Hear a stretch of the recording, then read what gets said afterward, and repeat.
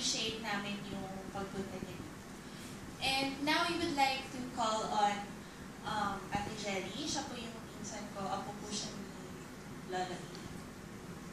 And before that, I would like to have you sit down muna, Ate Steve. Thank you. Ayan. So si Ate Jelly, siya po yung pinakaunang apo ni Lola E. And tonight, we will be reminiscing ang life ng ating lolo or ang father ng aking mother. And ito po si Ate Jelly. Tawag ko po here.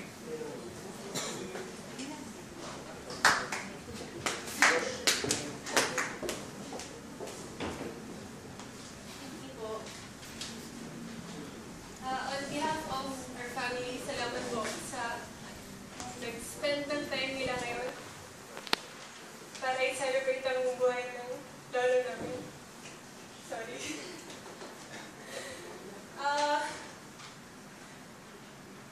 Si Loli, ano po yan, masayahing tao.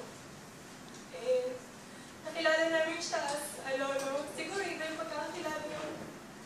Iba-iba yung pagkakakilala ng mga kasama niya sa buhay niya, sa kanya.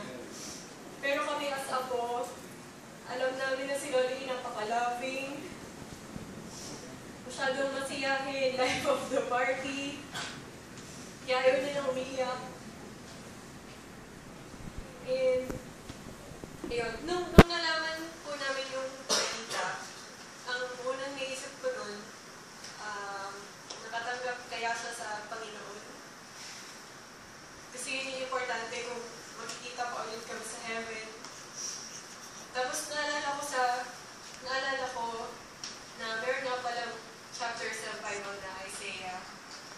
So, sinearch ko lang sa internet and pinakita sa akin ng Lord yung verse na Isaiah 43:1-2. Sabi niya doon, "Fear not, for I have redeemed you. I have summoned you by name. You are mine.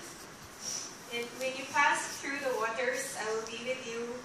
And when you pass through the rivers, they will not sweep over you." So doon, napag-pray ko, nakampante yung puso ko na kahit pa paano alam kong na kay Lord si Lolo E. And magkikita-kita ulit tayo sa heaven one day.